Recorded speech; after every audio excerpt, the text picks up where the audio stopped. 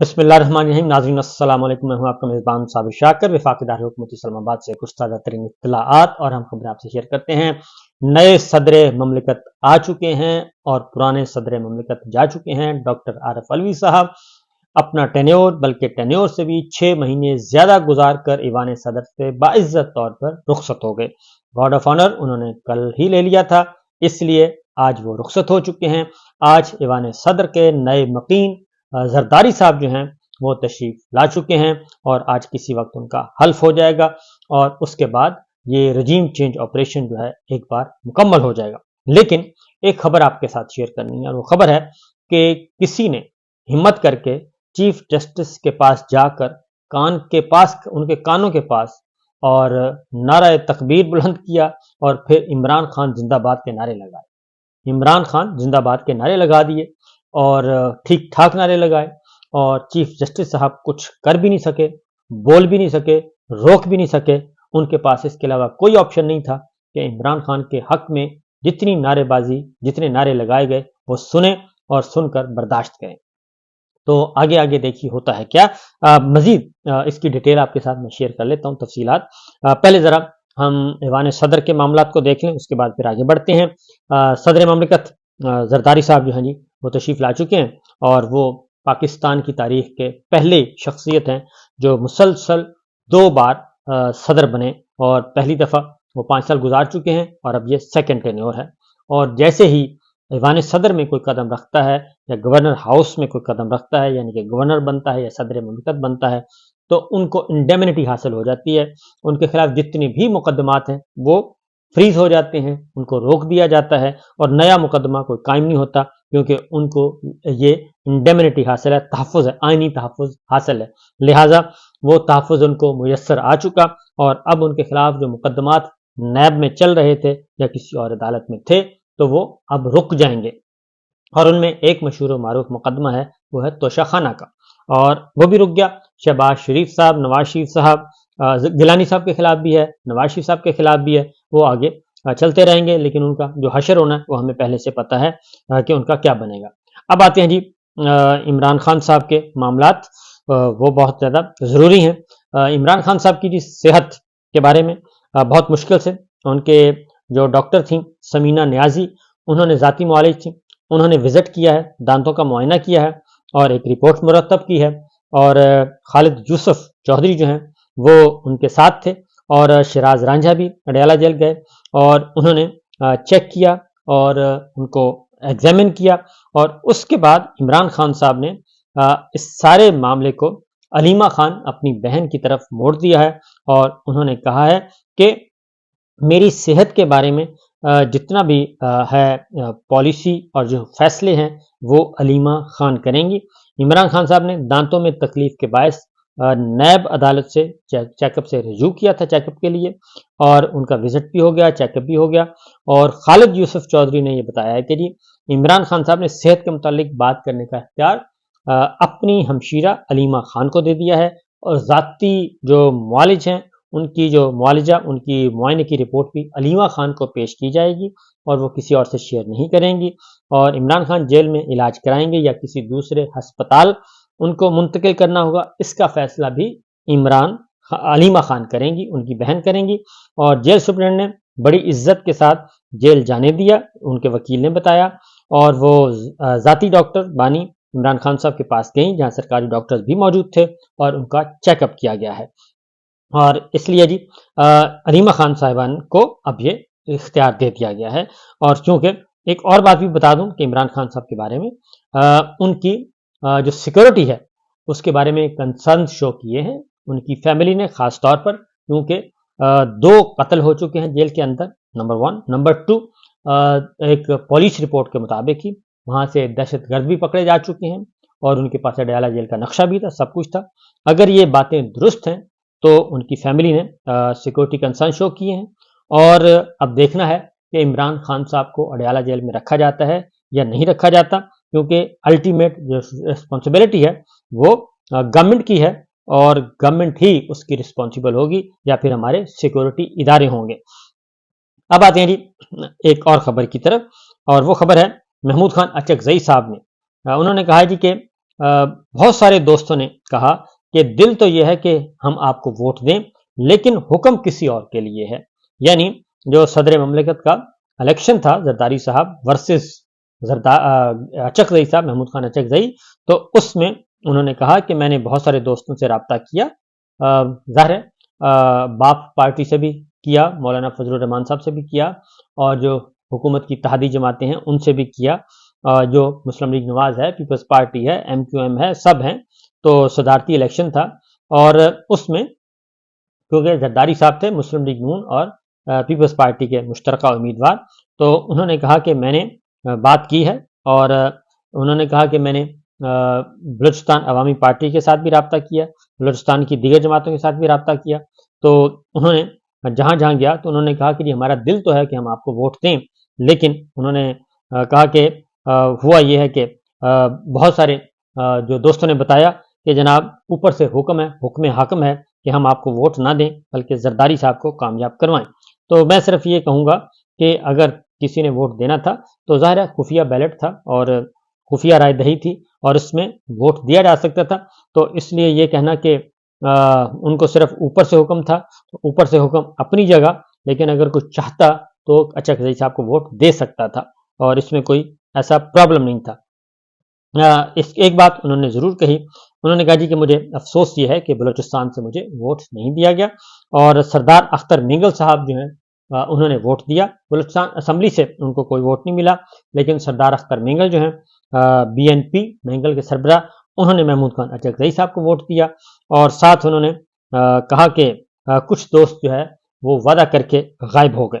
تو بہرحال صدارتی الیکشن میں بھی جو ہے وہ بھرپور طریقے سے ہماری ملٹری اسٹیبلشمنٹ، ملٹری لیڈرشپ جو ہے وہ انوالو رہی، اور انہوں نے زرداری صاحب کو صدر بنانے میں بہت اہم کردار ادا کیا، کیونکہ یہ سارا جو بندر بانٹ پاور شیئرنگ فارمولہ ہے یہ وہیں ڈرائنگ روم میں ہی طے ہوا تھا اور اس کے اکارڈنگلی آگے بڑھا ہے.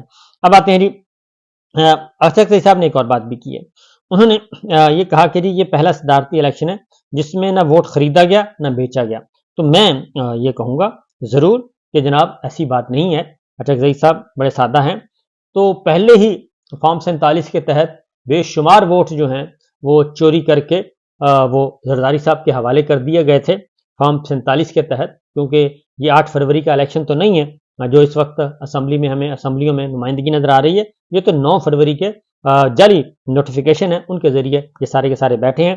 تو اچکزئی صاحب کو صرف یہ کہنا ہے کہ سر آپ بہت تجربہ کار ہیں، لیکن یہ بات آپ اس طرح نہ کریں، کیونکہ یہ واحد الیکشن ہے جس میں ووٹ جو ہیں وہ بلک میں خریدے گئے ہیں، ایک ایک کر کے نہیں خریدا گیا، بلکہ پوری کی پوری اسمبلیاں مولانا فضل الرحمان صاحب کہہ چکے ہیں، اور اس کے ساتھ ساتھ مینگل صاحب کہہ چکے ہیں، پیر پگاڑا صاحب کہہ چکے ہیں، اور اے این پی کے احمد ولی کہہ چکے ہیں.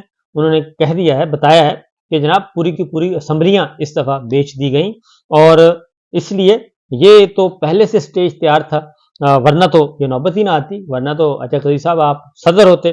تو اس لیے اس دفعہ ذرا بلک میں، اس دفعہ پرچون والا کام نہیں ہوا، تھوک میں کام ہوا ہے، اجتماعی طور پہ سودے ہوئے ہیں. تو یہ اجتماعی سودے کی ایک اعلیٰ مثال ہے. تو یہ صورتحال، تو اختر مینگل صاحب سے کا انہوں نے شکریہ ادا کیا، اور ڈاکٹر مالک جو ہیں ان پہ انہوں نے کہا کہ جی رات انہوں نے مجھے ووٹ کی یقین دہانی کروائی تھی، لیکن ڈاکٹر مالک کہیں کیلے پر پھسل گئے ہیں. تو یہ انہوں نے کیا. ایک اور بات بھی آپ کو بتا دوں جی کہ اعجاز الحق صاحب نے ووٹ کس کو دیا ہوگا، کیونکہ اعجاز الحق صاحب کے بیٹے ہیں اور زرداری صاحب بھٹو صاحب کے داماد ہیں، اور بھٹو صاحب کے قتل کا الزام ان کے والد صاحب پہ، اعجاز صاحب پہ. تو اعجاز الحق صاحب نے کس کو ووٹ دیا ہوگا، کیونکہ عرفان صدیقی صاحب کہتے ہیں کہ اعجاز الحق صاحب نے ووٹ دیا ہے زرداری صاحب کو. تو دیکھیے کسی وقت ان سے بات ہوگی تو ہم ان سے پوچھیں گے کہ انہوں نے کیا کیا.